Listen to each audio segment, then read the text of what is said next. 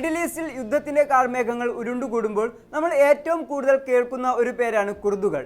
ലോകത്ത് സ്വന്തമായി ഒരു രാജ്യമില്ലാത്ത ഏറ്റവും വലിയ വംശീയ വിഭാഗമാണിവർ.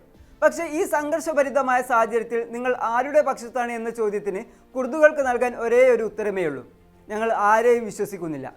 റഷ്യൻ വാർത്താ ഏജൻസിയായ RT ന്യൂസ് റിപ്പോർട്ട് ചെയ്യുന്നതനുസരിച്ച് അമേരിക്കയെയും ഇറാനെയും ഒരുപോലെ സംശയത്തോടെയാണ് കുർദിഷ് നേതൃത്വം നോക്കിക്കാണുന്നത്. പർവ്വതങ്ങൾ മാത്രമാണ് ഞങ്ങളുടെ ഏക സുഹൃത്തുക്കൾ എന്ന കുർദുകളുടെ പഴയ ചൊല്ല് തന്നെയാണ് അവർ ഇന്നും ആവർത്തിക്കുന്നത്. വിശദമായി നോക്കാം. സ്വാഗതം ഇൻഡെപ്തിലേക്ക്.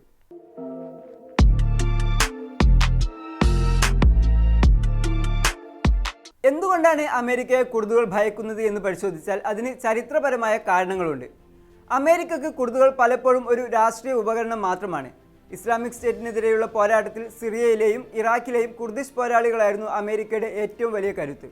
എന്നാൽ ആവശ്യം കഴിഞ്ഞപ്പോൾ അവരെ പെരുവഴിയിൽ ഉപേക്ഷിക്കുകയാണ് അമേരിക്ക ചെയ്തത്. പ്രത്യേകിച്ച് ഡൊണാൾഡ് ട്രംപിന്റെ മുൻ ഭരണകാലത്ത് സിറിയയിലെ കുർദുകളെ തുർക്കിയുടെ ആക്രമണത്തിന് വിട്ടുകൊടുത്ത് അമേരിക്കൻ സൈന്യം പെട്ടെന്ന് പിന്മാറിയത് ലോകം കണ്ടതാണ്. ഇന്നും ഇറാനിലെ ആഭ്യന്തര പ്രക്ഷോഭങ്ങളെ സഹായിക്കാനും ഇറാന്റെ സൈനിക ശക്തിയെ തളക്കാനും കുർദിഷ് പോരാളികളെ ഉപയോഗിക്കാൻ അമേരിക്ക ശ്രമിക്കുന്നുണ്ട്. പക്ഷേ ഇറാന്റെ ഭരണം വീണുകഴിഞ്ഞാലോ അല്ലെങ്കിൽ അമേരിക്ക ഇറാനുമായി ഒരു ഒത്തുതീർപ്പിലെത്തിയാലോ തങ്ങളെ വീണ്ടും നടുക്കടലിൽ ഉപേക്ഷിക്കുമോ എന്ന വലിയൊരു ആശങ്ക കുർദിഷ് നേതാക്കൾക്കുണ്ട്.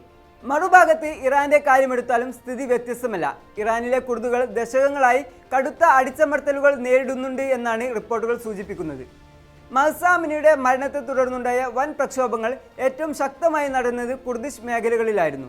അതിനാൽ തന്നെ ഇന്ന് ഇറാൻ ഈ വിഭാഗത്തെ കാണുന്നത് തങ്ങളുടെ പരമാധികാരത്തിന് ഭീഷണിയായ വിഘടനവാദികൾ എന്ന നിലയിലാണ്.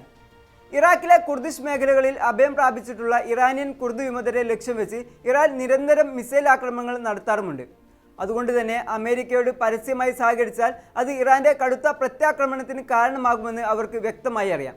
സ്വന്തം മണ്ണിൽ വെച്ച് വൻ ശക്തികളുടെ മറ്റൊരു നിഴൽ യുദ്ധം നടക്കാൻ കുർദുകൾ ഒട്ടും ആഗ്രഹിക്കുന്നുമില്ല. ഇറാഖിലെ കുർദിസ്ഥാൻ റീജിയണൽ ഗവൺമെന്റ് ഇപ്പോഴൊരു പ്രതിസന്ധിയിലാണ്. ഒരു വശത്ത് അമേരിക്കയുടെ സമ്മർദ്ദമുണ്ട്. തങ്ങളുടെ അതിർത്തികൾ ഇറാനിലേക്ക് നീങ്ങാൻ വിട്ടു നൽകണമെന്നാണ് അമേരിക്കയുടെ ആവശ്യം. മറുവശത്ത് ഇറാന്റെ കടുത്ത ഭീഷണിയും അവർ നേരിടുന്നു. അതിർത്തികൾ അമേരിക്കൻ സൈന്യത്തിന് വിട്ടു നൽകിയാൽ ഇറാഖിലെ കുർദിഷ് നഗരങ്ങൾ ആക്രമിക്കപ്പെടുമെന്നാണ് ഇറാന്റെ മുന്നറിയിപ്പ്. ഈ സാഹചര്യത്തിൽ കുർദിഷ് നേതൃത്വം സ്വീകരിക്കുന്നത് വളരെ തന്ത്രപ്രധാനമായ ഒരു നിലപാടാണ്.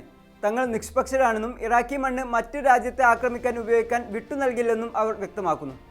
അമേരിക്ക നൽകുന്ന വലിയ വാഗ്ദാനങ്ങളെക്കാൾ പ്രായോഗികമായ സുരക്ഷയ്ക്കാണ് അവർ ഇപ്പോൾ മുൻഗണന നൽകുന്നത്. ചുരുക്കത്തിൽ വൻ ശക്തികളുടെ രാഷ്ട്രീയ കളിയിലെ വെറും കരുക്കളാകാൻ തങ്ങൾ ഇനി തയ്യാറല്ല എന്നാണ് കുർദുകൾ വ്യക്തമാക്കുന്നത്. ഇറാൻ തങ്ങളെ അടിച്ചമർത്തുന്നു എന്നും അമേരിക്ക തങ്ങളെ കൃത്യസമയത്ത് ചതിക്കുന്നു എന്നുമാണ് അവരുടെ അനുഭവം.